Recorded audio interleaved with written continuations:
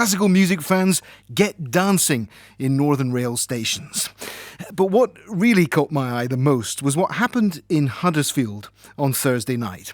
The latest edition of organic metal, pipe organs and heavy metal bands together at last. It's a mission to fuse genres and to save the nation's biggest instruments from oblivion. I spoke to 3 of the creative catalysts who are forging organic metal. Hello, I'm Anabelle Iratni and I am the vocalist of Plague of Angels. My name's Mark Mynett, I'm Senior Lecturer at the University of Huddersfield, and I'm also one of the guitarists in Plague of Angels. I'm David Pipe, I'm organist at Huddersfield Town Hall, and I was the organist last night for Plague of Angels at Organic Metal.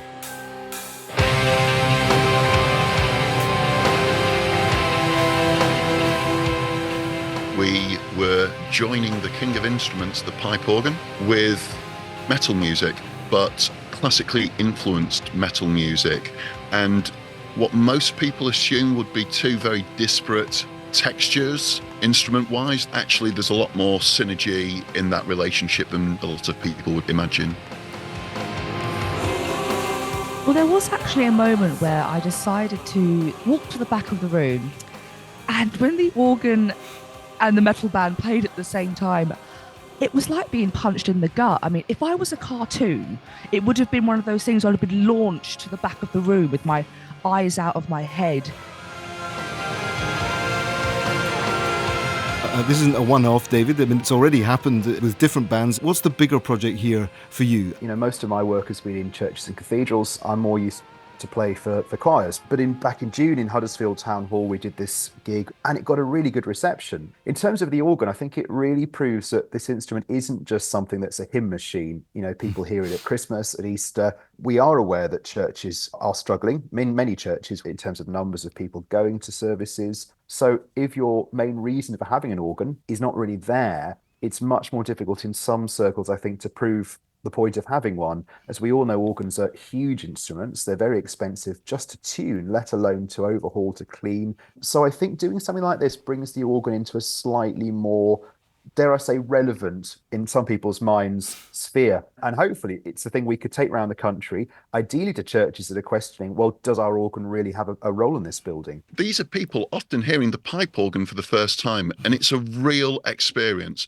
My dad took me to a pipe organ recital at Liverpool Cathedral when I was 8 years old, and I will never forget the sonic impact. It's what's called tactile transduction. It's when Transduction. Love that. Yeah, what does it mean? Is when sound actually, normally we hear sound, but when sound actually physically vibrates within your chest cavity, you don't just hear it, you feel it. And it's the same with my first rock gig. And obviously we don't want to lose the past. What we actually did last night is we combined the 2. One of the fundamental principles of metal music is this quality referred to as heaviness. And Bach is more metal than most metal, the top 5 metal bands on the planet. Bach didn't even require electricity, and he was more metal than those metal bands.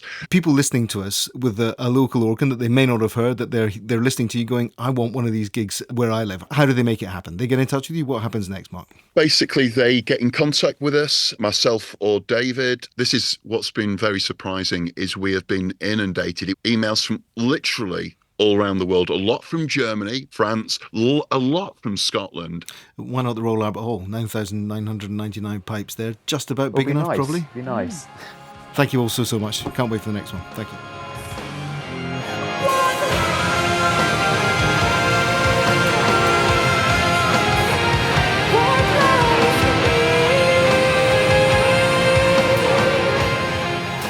Anabelle Iratni, Mark Mynett and David Pipe. And talking of heavy Bach, well, Mark's not wrong. Let me take you back to 1972 and Carnegie Hall in New York, and Virgil Fox at the console, the maestro of heavy Bach.